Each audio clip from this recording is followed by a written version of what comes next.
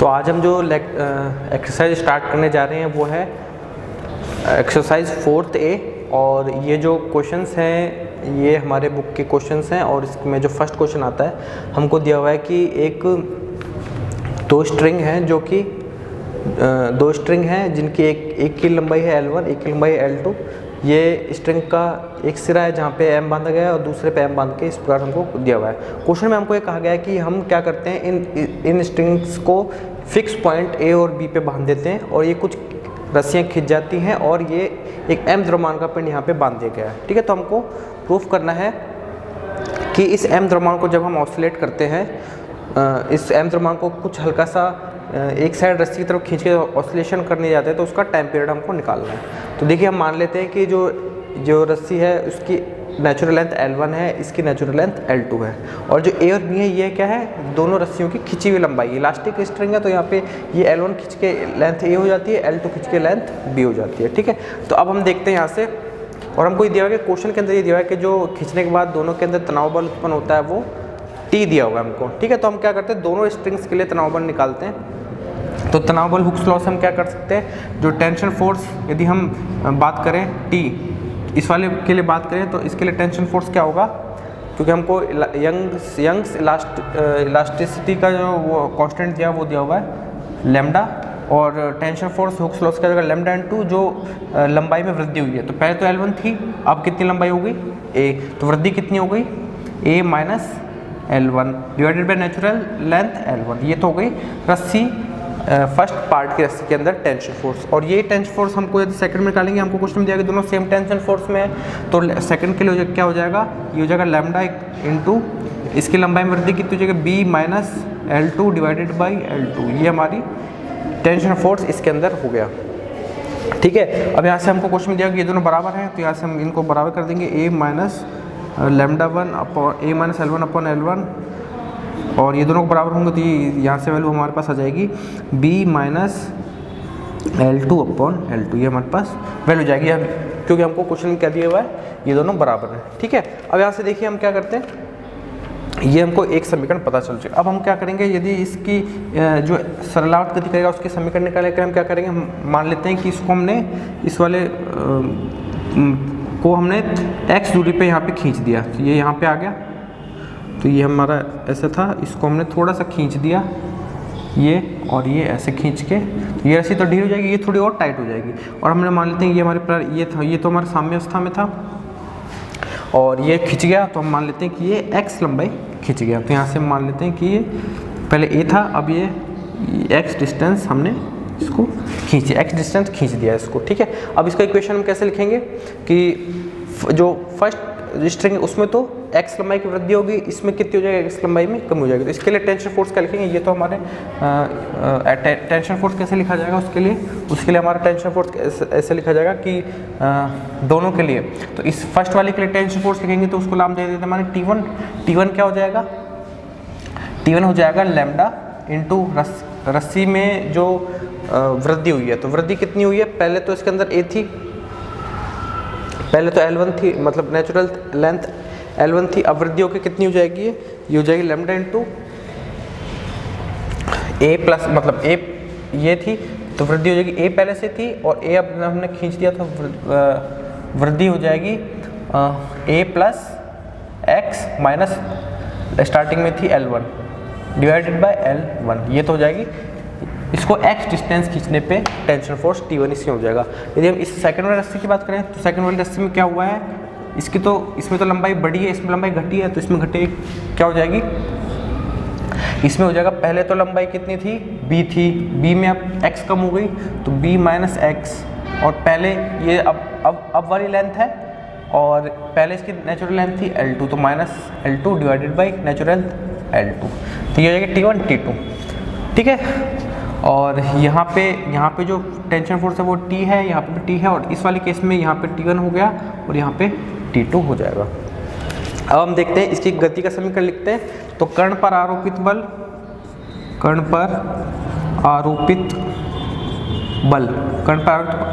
बल कैसे हो जाएगा, हमने क्योंकि यहाँ पे बात करते हैं हमने उसको इधर खींचा है तो इधर कर्ण गया है, तो इस वाली रस्सी पर टेंशन फोर्स T1 इधर लग जाएगा और T2 क्या लग जाएगा, और T2 यहाँ पे ऐसे लग जाएगा।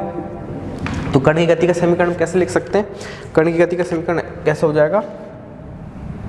m इंटू त्वरण t square x upon D T square equal to, उधर हमारी गति हुई है तो ये क्या हो जाएगा, T1 तो इस डायरेक्शन में, तो यहाँ से हम कर सकते हैं, ये हो जाएगा हमारे पास T2 माइनस T1, T2 इस डायरेक्शन में और गति इस डायरेक्शन में, T1 इस डायरेक्शन में, इसलिए माइनस हो गया। यहाँ से मिल सकते हैं m into d square x upon D T square equal to T2 की वैल्यू हमारे पास यहाँ से हो गई lambda upon L2 b minus x minus L2, b minus T1 करेंगे, माइनस T1 की वैल्यू हमारे पास लैम्डा अपॉन N1 और a plus x minus L1, ये हमारे पास गति का समीकरण आएगा। जो SHM होगा उसकी गति का समीकरण ये होगा।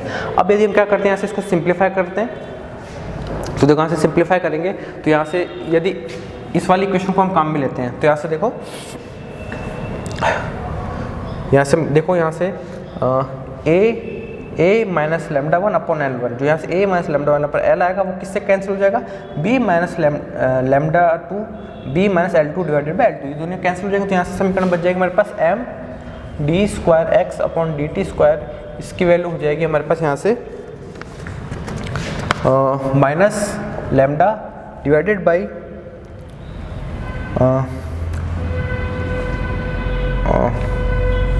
1 upon N1 plus 1 upon L2 into x. तो ये हमारे पास इक्वेशन आ जाएगा SHM का। और इसकी तुलना यदि हम करेंगे तो यदि m को इधर लेके आए तो m ऐसे हो जाएगा, और यदि इसकी तुलना हम सरल गति के समीकरण से करेंगे तो किस प्रकार से होता है, d square x upon D T square equal to minus mu square x. इसकी तुलना ऐसे करेंगे तो यहाँ से हमारे पास जो म्यू की वैल्यू आ जाएगी, म्यू की वैल्यू आ जाएगी under root lambda upon m 1 upon L1 plus 1 upon L2, ये हमारे पास इसके अंदर ये आ जाएगा। तो हमसे प्रूफ करने के लिए जो कहा गया है वो हम यहाँ से कैसे निकालेंगे, क्योंकि हमको जो क्वेश्चन में प्रूफ करने गया है वो टी के पदों में पूछा गया है, टेंशन के पदों में हमको जो टी है इसके पदों में पूछा गया है हमको, ठीक है। तो हम यहाँ से क्या करेंगे, ये जो इनको वेरिएबल है चेंज कर देंगे। यहाँ से देखो लैम्डा अपॉन L1 की वैल्यू हम लिख सकते हैं यहाँ से, तो ये हमारा हो जाएगा, इसको हम ऐसे भी लिख सकते हैं, म्यू टी हो गया, तो इसको हम समीकरण को चेंज करके कैसे लिख सकते हैं, इसको लिख सकते हैं d square x upon D T square equal to minus, अब देखो यहाँ से ये हो जाएगा t plus lambda upon a और इसको, और plus t plus lambda upon b into x. हमारे पास यहाँ पे वैल्यू थी वो किसके पदों में थी, L1 L2 के पदों में, और क्वेश्चन में हमको टी और ए के पदों में पूछी गई। तो यहाँ से हम देख सकते हैं कि जो L1 है उसको यहाँ से रिप्लेस करके हम मतलब जैसे यहाँ से L1 है तो इसको यहाँ से वैल्यू निकाल सकते हैं, L1 की 1 अपॉन L1 की वैल्यू यहाँ से निकल जाएगी, जो कि हमने यहाँ पे प्रतिस्थापित कर दी है। एक के पदों में ये जो है इसको लिख दिया है, इसको यहाँ से ऐसे लिख दिया है, ओके। तो यहाँ से अब इसको आगे हम सॉल्व करके कैसे लिख सकते हैं, इसको देखो हम सॉल्व करके कैसे लिख सकते हैं, ये हो जाएगा D square x upon D T square equal to minus t plus lambda a plus b upon a b m a b, ठीक है। यहाँ पे एम बी है, सॉरी यहाँ पे एम था, तो इसको एम करके लिख दिया, इंटू एक्स हो गया ये। और यहाँ से हम देखते हैं कि यदि इसको वापस से हम तुलना करते हैं, यदि हमसे पूछा जाए कि इसके पदों में, तो यहाँ से आवर्तकाल हम यहाँ इसके पदों में लिख सकते हैं, और यदि हमसे यहाँ पूछा जाए आवर्तकाल इसके पदों में, तो यहाँ से हम इसको कैसे लिख सकते हैं, तो यहाँ पे आवर्तकाल, यहाँ पे यदि तुलना करेंगे तो म्यू की वैल्यू क्या आ जाएगी, म्यू की वैल्यू आ जाएगी under root t plus lambda a plus b upon M a b, ये वैल्यू आ जाएगी हमारे पास म्यू की। तो आवर्तकाल क्या होता है हमें को पता है, आवर्तकाल क्या होता है, आवर्तकाल होता है 2 pi upon under root mu. तो यहाँ से हम इसकी वैल्यू रख देंगे तो हमारे पास यहाँ वैल्यू आ जाएगी आवर्तकाल की 2 pi upon under root m, ये नीचे जाएंगे ऊपर आ जाएगा m a b divided by t plus lambda और ए प्लस, ये हमको प्रूफ करने के लिए कहा गया था। तो हमारे पास ये आवर्तकाल आ गया टी, जो हमसे पूछा गया था, जिसके पदों में पूछा जाए उसके पदों में हम लिख सकते हैं। हमको पूछा जाती है L1 L2 के पदों में, तो हम यहाँ से लिख सकते हैं। और यहाँ से क्योंकि हमको पता नहीं है यहाँ पे L1 L2 अपनी मर्जी से इंट्रोड्यूस किया है, इसलिए को हटा के ए बी के पदों में हमको निकालें, क्योंकि ए बी हमको दिया हुआ है कि ए बी और बी स्थिति में ये हमने माना है, इसलिए हमने ए और बी के पदों में यहाँ से आंसर निकाल दिया। देखिए अब हम क्वेश्चन 2 पे आते हैं। तो क्वेश्चन 2 में हमको कहा गया है कि हमको 2 रस्सी दी हुई है इलास्टिक स्ट्रिंग्स, एक है जिसकी लंबाई एक है ए और एक है बी, उसकी वास्तविक स्वाभाविक लंबाई हमको दी हुई है, और एक हमने एक एम द्रव्यमान के पिंड को 2 फिक्स वॉल पे स्थिर करके बांध दिया है ए और बी लंबाई में। इस प्रकार से हमारा तंत्र है। हमको क्वेश्चन में कहा गया कण को, यदि इस कण को इलास्टिक यदि खींच के हम ऐसे बी पे लेके आ जाएं और फिर छोड़ दें, तो उस सिद्ध करना है कि इतने दूरी से होकर कण बी इतनी दूरी से होकर इतने समय में दोलन करेगा। ठीक है, ये हमको दोलन का टाइम निकालना है। तो देखिए हम क्या करते हैं, इसको सॉल्व करने के लिए हम सबसे पहले तो ये हमको प्रूफ करना था। अब हम देखिए क्वेश्चन में कैसे सॉल्व करते हैं। क्योंकि हमको यहाँ पे दिया हुआ है कि ऐसे दिया हुआ है, तो हम क्या करेंगे कि सबसे पहले तो हम, क्योंकि इस समय हमारा जो सिस्टम है वो साम्य अवस्था में है, तो यहाँ से अभी इसमें कोई भी तनाव नहीं है। ठीक है, तो यहाँ में अभी वास्तविक स्वाभाविक लंबाई ए है, ये स्वाभाविक लंबाई इसकी बी है, तो अभी इसमें कोई भी टेंशन फोर्स नहीं है। तो अब हम क्या करते हैं कि इस एम को बी तक लेके आते हैं, बी तक ले आकर के फिर छोड़ देते हैं। तो फिर किसी समय टी पर इस कण का अध्ययन हम करते हैं। तो मान लेते हैं कि इसको लेके हमने बी तक लेके छोड़ दिया और कण गति कर रहा है, और ये हमारा स्टार्टिंग का पॉइंट है।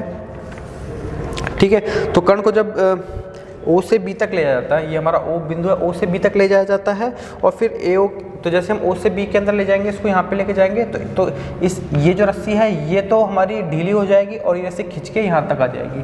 ठीक है, जैसे हम यहाँ लेके आते हैं, हम कण को यदि यहाँ पे लेके आते हैं, ठीक है, ये हमारा एम हो गया, तो जो ये वास्तविक स्थिति होगी, तो ये रस्सी है, ये तो खींच के पूरी यहाँ तक हो जाएगी, तो इसमें तो तनाव उत्पन्न हो जाएगा, और ये जो रस्सी है ये बिल्कुल ढीली हो जाएगी, इसमें कोई भी तनाव बल उत्पन्न नहीं होगा। ठीक है, ये लिखा हुआ क्वेश्चन में हमको, ये लिखा हुआ है। अब पुनः जब हम इस कण को यहाँ से छोड़ते हैं, तो यहाँ से छोड़ते हैं, तो फिर इसमें क्या होगा, धीरे धीरे ये तनाव बल, इसमें जो तनाव बल आया है वो खींचेगा इसको इस साइड, और ये वाली रस्सी धीरे धीरे बढ़ती हुई जाएगी।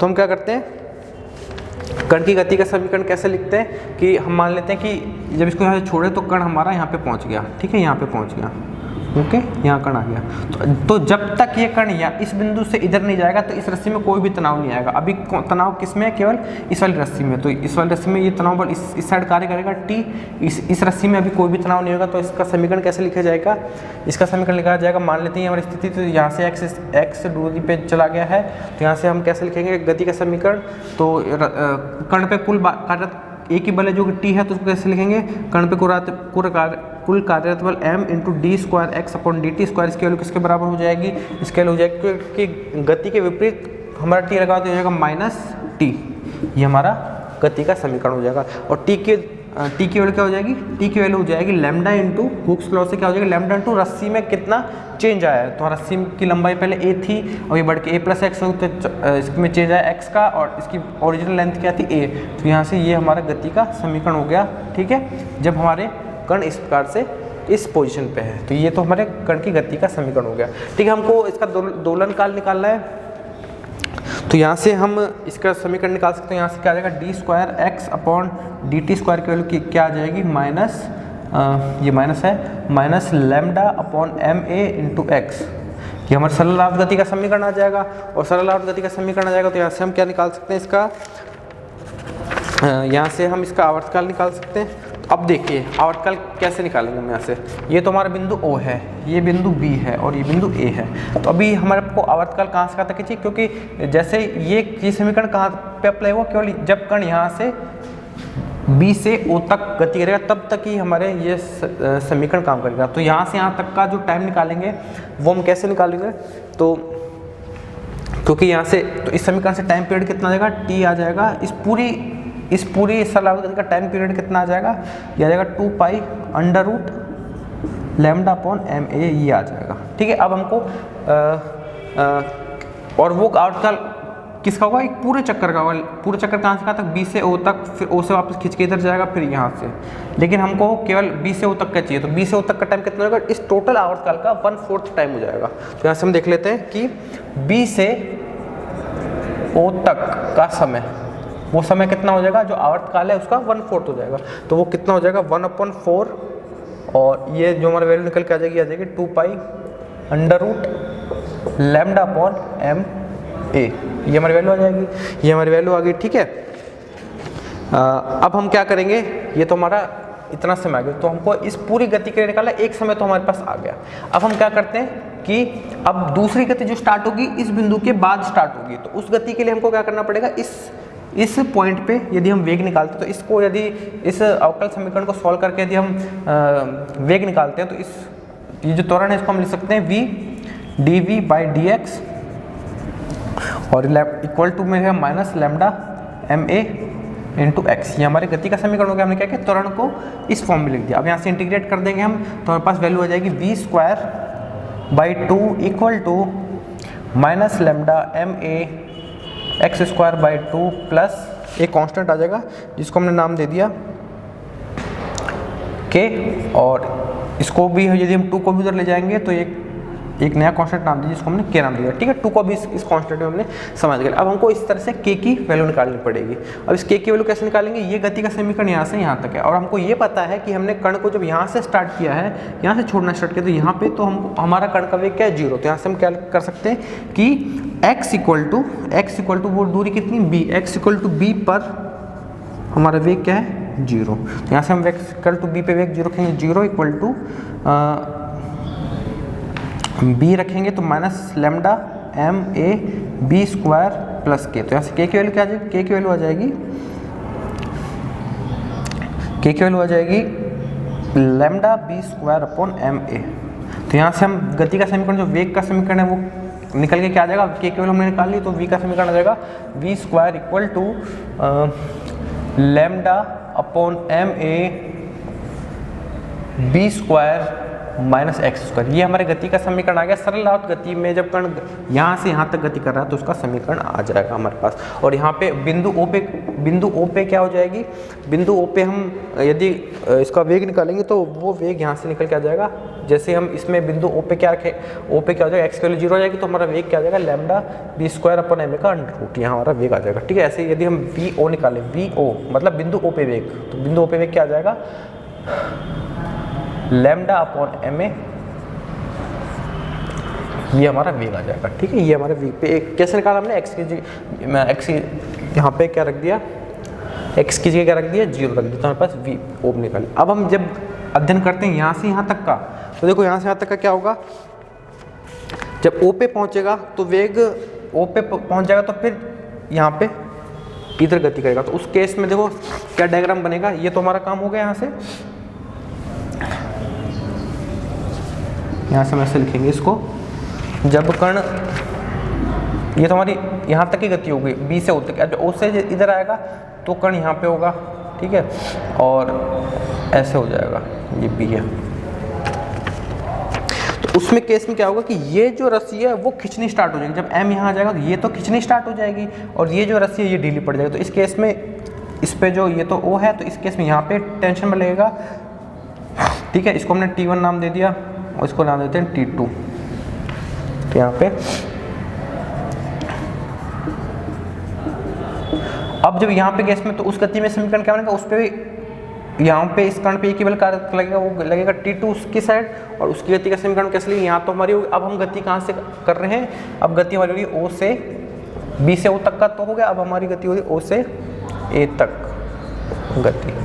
तो उस केस में क्या हो जाएगा, यहाँ पे हमारे कण की गति हो जाएगी यहाँ से D square x upon D T square. कण पे जो कुल आरोपित बल है वो हो जाएगा यहाँ से माइनस T2। और माइनस T2 वैल्यू कैसे निकालेंगे, लैम्डा इंटू रस्सी में, अब जहाँ पे जो हमारी x नापेंगे वो ऐसे हो जाएगा, T2 साइड हो जाएगा, यहाँ से ये हो जाएगा लैम्डा x अपॉन, और वास्तविक लंबाई थी रस्सी की, क्योंकि T2 ये रस्सी खींची है तो यहाँ से ये वाली हो जाएगी B, और यहाँ से जगह ये हमारी गति की समीकरण हो जाएगी m d square x upon t t square equal to ये हो जाएगा यहाँ से। ठीक है, तो यहाँ से अब इसको सॉल्व करेंगे तो d square x upon D T square minus lambda m b into x, ये हमारा समीकरण बन जाएगा। ये गति का समीकरण ए ओ से ए तक की गति का समीकरण है। ओके, तो यहाँ से अब हम अब इसके लिए आवर्तकाल निकालेंगे। तो यहाँ से इसके लिए आवर्तकाल निकालेंगे तो हम यहाँ से O से अब हम यहाँ से देखते हैं कि जब कण यहाँ से गति करना स्टार्ट होता है तो यहाँ पे लास्ट में एक बिंदु D पे ये खिसता जाएगा क्योंकि झटका लगेगा T1, ये कण खिसता जाएगा और इसमें T2 बढ़ता जाएगा और लास्ट में एक ऐसा पॉइंट आएगा जहाँ पे ये कण जाता जाएगा और लास्ट में एक कण D, एक डिस्टेंस आएगी D, वहाँ पे इसका वेग 0 हो जाएगा। कण यहाँ पे आएगा और यहाँ पे क्योंकि T2 उसको खींचा तो एक पॉइंट ऐसा आएगा जहाँ यहाँ पे कण पे वेग 0 हो जाएगा। तो ये हमने मान लिया D बिंदु आ गया जिसपे इसका वेग 0 हो गया। तो उस केस में फिर हम कैसे निकालेंगे, तो हम मान लेते हैं कि क्या माना हमने कि बिंदु डिस्टेंस D पे इसका वेग 0 हो गया। ठीक है, तो यहाँ से हमने मान लिया एक बिंदु C है जिसपे कण आके विराम स्थिति में आ गया है और उसके डिस्टेंस को हमने D मान लिया। तो अब यहाँ से क्या करेंगे, O से C तक का समय कैसे निकालेंगे। ये तो 20 से O तक का समय आ गया, O से C तक समय, O से C तक का समय कैसे आ जाएगा हमारे पास, O से C तक का समय आ जाएगा ये जो गति का समय O से A तक की गति का जो समीकरण है उसी से हम यहाँ से टाइम निकालेंगे। तो कैसे निकालेंगे, इस गति के लिए आवर्तकाल कितना हो जाएगा, आवर्तकाल निकालेंगे तो ये हो जाएगा lambda 2 pi under root lambda upon MB हो जाएगा। और ये O से C तक का समय क्या होगा कि ये भी जैसे सरल करेगा तो इसका 1/4 हिस्सा हो जाएगा। तो O से C तक का समय कितना हो जाएगा, 1/4 2 pi under root lambda upon MB, ये हमारे पास O से C तक का समय आ जाएगा। अब हम यहाँ से देखते हैं कि वापस यदि हम गति का समीकरण निकालना चाहें, मतलब वेग का समय, ये तो हमारा वेग का समीकरण कहाँ से होगा, B से O तक का, या वापस गति का समीकरण निकालना चाहें तो हम इस समीकरण को सॉल्व करके निकालेंगे। तो इसको क्या लिखेंगे हम, V dV/dx equal to minus lambda B MB into x। यहाँ से सॉल्व करके हमारी वैल्यू निकल जाएगी, वो निकल के आ जाएगी, मैं बता देता हूँ। यहाँ से निकल के आ जाएगी समीकरण v² equal to minus lambda MB x² plus K2।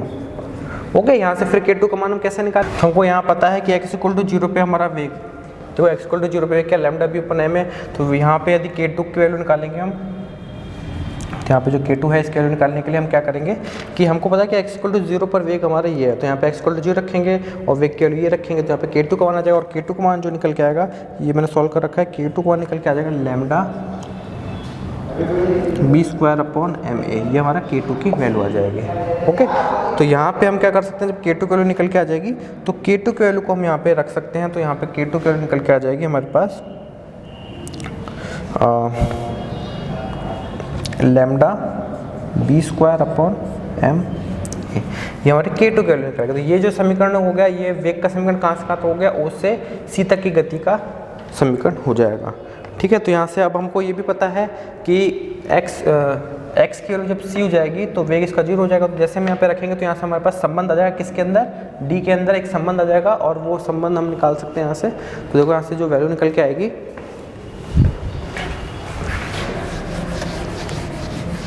और इस जो वेग का समीकरण निकाल हमको पता है कि जब कण इधर गति करा तो C पे आके 0 हो रहा है। तो यहाँ से हम ले सकते हैं कि इस गति के समीकरण में जो x की वैल्यू D हो जाएगी तो हमारा वेग क्या हो जाएगा, 0। जैसे हम x को वेग की वैल्यू 0 रखेंगे, 0 इक्वल टू x की वैल्यू क्या रखा हमने, D, तो minus lambda D² upon MB equal to lambda B² upon MA। तो यहाँ से देखो, इस यहाँ से D और E में संबंध आ जाएगा, से D की वैल्यू निकल के आ जाएगी, D इक्वल टू B, देखो यहाँ से D कर निकालो, D बराबर D इक्वल टू, यहाँ से तो क्या हो जाएगी, lambda D² upon MB equal to lambda B² upon MA। तो यहाँ से लैम्डा अपॉन M से कट गया, तो D की वैल्यू क्या आ गई, D equal to B into B upon A into B, ये हमारे D की वैल्यू आ गई जो हमको क्वेश्चन में टोटल टाइम D की वैल्यू निकल के आ गई। अब हमसे पूछा गया है कि जो BC पूछा है कि यहाँ से जो दूरी नाप के यहाँ तक कितनी दूरी होगी। यहाँ से हम कैसे निकाल सकते हैं कि BC की दूरी कितनी हो जाएगी, BC की दूरी वो दूरी हो जाएगी वो यहाँ से यहाँ तक की दूरी प्लस ये दूरी। तो यहाँ से हम कैसे लिख सकते हैं, ये दूरी कितनी हो जाएगी, ये तो है दूरी B प्लस D की वैल्यू ये है, तो ये हमारी दूरी जो हमसे क्वेश्चन में पूछी है वो वैल्यू ये आ जाएगी यहाँ पे। ओके, अब यहाँ से पूछा गया कि टोटल टाइम कितना पीरियड लगेगा, टोटल टाइम पीरियड कितना हो जाएगा। यहाँ से अब देखो टोटल टाइम कितना हो जाएगा, टोटल टाइम कितना होगा, बी से ओ तक का समय, बी से ओ का समय प्लस ओ से सी का समय, ये समय पता चल जाएगा। तो यहाँ से और ये तो हमारा आधा हो गया, वापस भी जाएगा तो यहाँ से 2 टाइम कर देंगे और ये हमने जो निकाला है ये हम रख देंगे। तो यहाँ से वैल्यू कितने, टोटल टाइम कितना जाएगा, 2 इंटू 1/4 बाहर आ जाएगा, 2 pi under root lambda upon M A plus 2 pi under root lambda upon M B. जो हमसे पूछा गया है वो यहाँ से ये निकलेगा। इसको सॉल्व करोगे तो हमारा आंसर आ जाएगा। ठीक है, तो हमसे पूछा गया था, ये हमने दोनों चीज़ निकाल ली। ये एक तो ये निकाल ली कि कितनी दूरी पे जाके करंट रुकेगा, वो दूरी ये आ गई, और कितना समय लेगा दोलन में, वो हमारे पास ये निकल के आ जाएगा।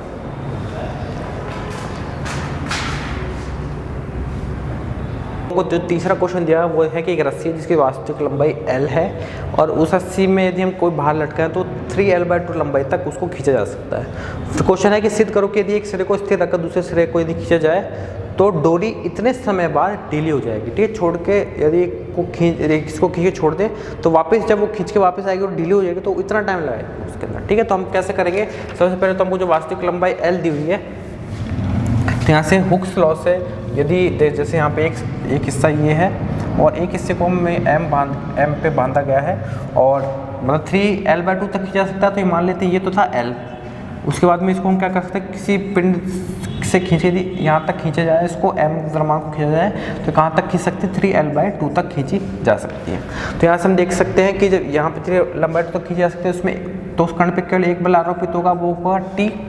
तो यहाँ से हम देख सकते हैं कि यदि गति का समीकरण लिखा जाए तो M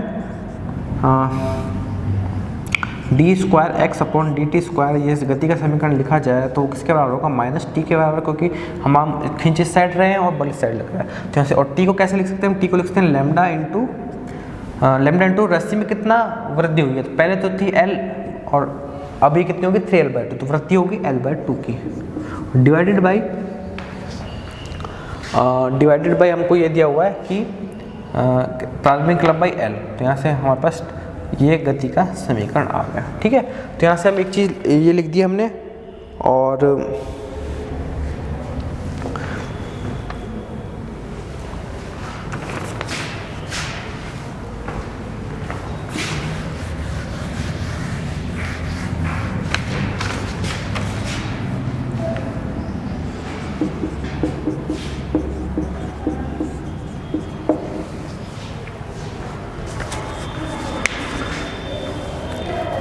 तो ये क्वेश्चन है कि हमारे पास एक रस्सी है जिसकी स्वाभाविक लंबाई L है और उस रस्सी में यदि हम कोई भार लटकाते हैं ऊर्ध्वाधर गुरुत्वाकर्षण में तो उस भार को लटकाकर रस्सी को 3L/2 तक खींचा जा सकता है। ठीक है, तो कैसे क्वेश्चन है कि हमारे पास एक रस्सी है जो एक सिरे पे बंधी हुई है और ये हमारे पास वास्तविक लंबाई है इसकी। ठीक है, ये L लंबाई की रस्सी है।